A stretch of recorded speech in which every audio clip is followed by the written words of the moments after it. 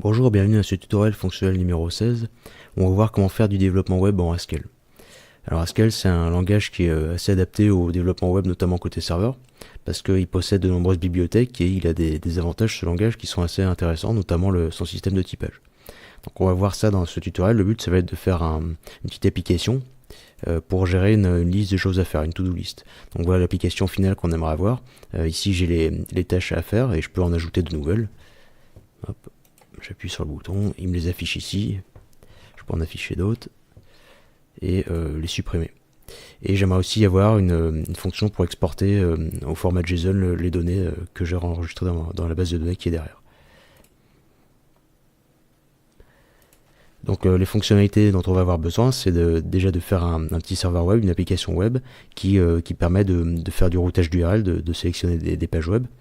Je vais avoir besoin d'accéder à une base de données, de faire mon export au format JSON et de générer des pages dynamiques avec du code HTML ou du code CSS. Alors l'application de base, donc là je vais supprimer l'application qu'on veut au final et j'ai fait une copie sur une application de base ici. Donc dans cette application de base, il y a tout simplement le lancement de l'application, donc qui est géré par un serveur d'une bibliothèque qui s'appelle Scotty. Et donc ça me fournit un serveur pour mon application web. Donc là je règle des options et ensuite je donne les routes que je veux fournir. Alors par exemple la route racine, donc stash ici, et je lui donne le texte en HTML que je veux. Donc ça c'est vraiment du HTML dans un texte en Haskell. Et là j'ai une deuxième page, page 2, qui va afficher tout simplement un texte.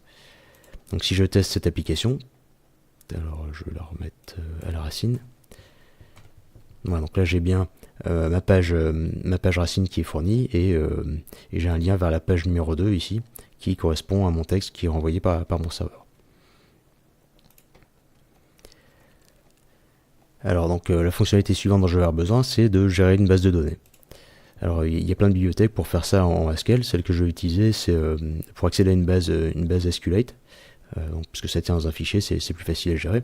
Donc d'abord, je vais définir un type de données en Haskell pour gérer mes différentes tâches à fournir.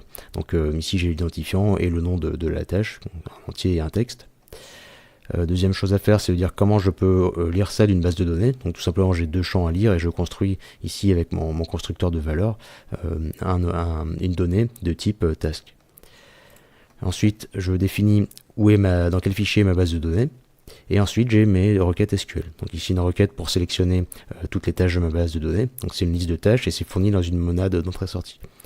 Bon, il y a plein de fonctionnalités pour accéder à la base de données. Ici, je lui donne directement une lambda pour, à partir d'une connexion, quelle requête faire et quelles données il doit renvoyer. Donc là, c'est tout simplement une sélection. Si je veux insérer une donnée, je vais avoir besoin d'un texte. Ma requête, c'est juste une connexion, une insertion, et je renvoie rien.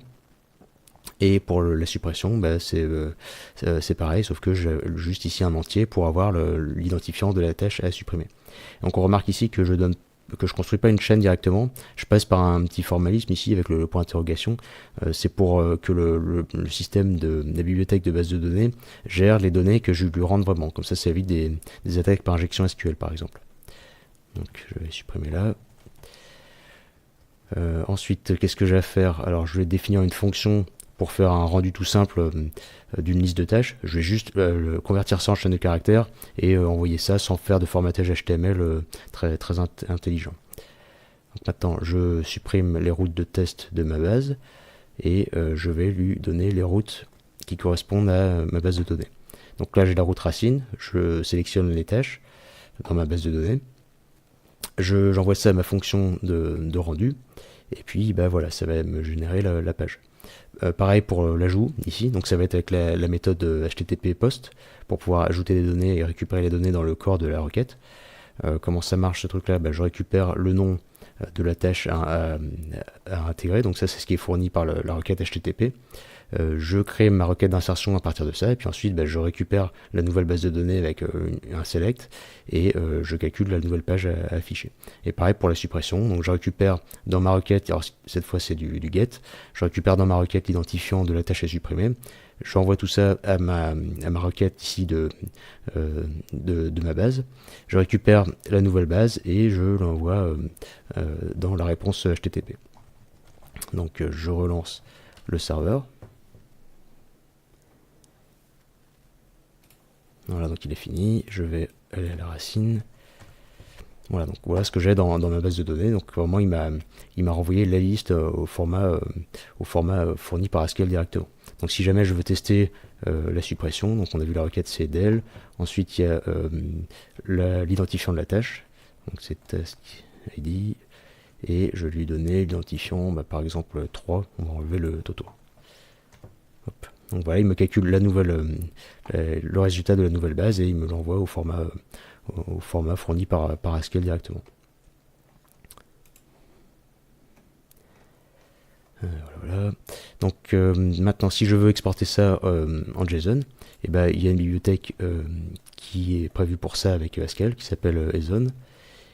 Et donc en gros, c'est juste mes données de ma base de données là, que je veux fournir dans du format JSON, et je l'envoie directement à une fonction de JSON qui me convertit ça. Alors il faut juste que je lui dise mes données de type task, comment je les formate en JSON. Et je vais le faire ici. Je vais tout simplement lui dire c'est une instance de cette classe là. Et en fait, si j'ai pas de comportement très intelligent à lui fournir, je demande l'implémentation par défaut. Alors comment il fait par défaut pour formater ma donnée task ici en format JSON? Il va reprendre simplement le nom ici ID, et puis il va utiliser ça comme clé pour le premier champ, et pareil pour la clé du deuxième champ, elle s'appellera test name ici. Donc ça me convient, donc je vais laisser le format par défaut. Donc maintenant, si je reteste ça, donc là, la cible, la route, c'était task. Le serveur est lancé. Donc je regarde ce qu'il m'a fourni. Donc voilà, il m'a bien mis mes tâches ici qui correspondent au champ de mon enregistrement ici en Haskell. Et évidemment, la valeur, c'est la valeur que je le fournis qui a été récupérée dans la base de données. Et donc maintenant, dernière étape, comment on va faire pour générer du code HTML, du code CSS? Et Haskell fournit des bibliothèques pour faire ça, notamment grâce à un langage dédié intégré. Alors comment ça marche? En fait, il redéfinit toutes les balises HTML, donc notamment le doctype, la balise HTML, tout ce qui est body, les titres, etc. Donc je supprime ça, je supprime l'ancien rendu de page, voilà. Et donc pourquoi il fait ça? Parce que du coup ça simplifie le code. On n'a pas du code HTML avec les chevrons à mettre et puis la balise fermante, donc c'est plus court à écrire. Également, ça permet de détecter plus d'erreurs. Si j'ai mal écrit ma balise ou si j'ai oublié de la fermer, lui il va me le détecter directement à la compilation. Donc voilà, donc là j'ai juste mis la partie HTML, ok. Je relance mon serveur.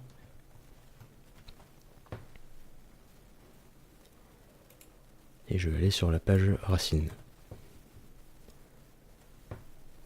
Donc le serveur est lancé, pas encore, voilà. Donc cette fois, il m'affiche bien ici un titre, une liste avec des puces ici et un petit formulaire pour gérer ma requête.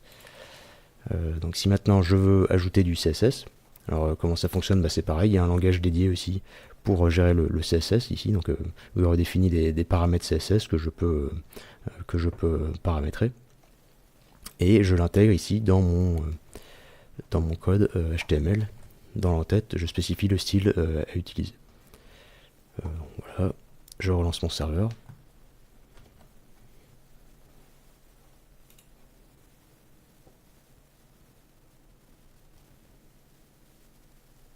Donc il compile et l'édition de lien. Voilà. Donc là, si je mets à jour, voilà.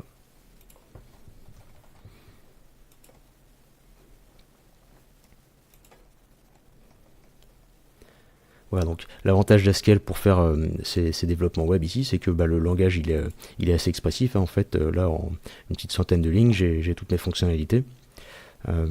Également, le système de typage, il me permet de vérifier pas mal de choses. Si j'ai des erreurs dans mon code HTML ou si mes requêtes SQL elles sont pas bien formées, il va me le détecter. Et puis c'est tout. Bon, bien sûr, sur cette application-là, il faudra ajouter d'autres choses, hein, comme de l'authentification pour pas que n'importe qui puisse ajouter des éléments dans la base de données, etc., etc. Voilà, c'est tout pour aujourd'hui. À bientôt pour une prochaine vidéo.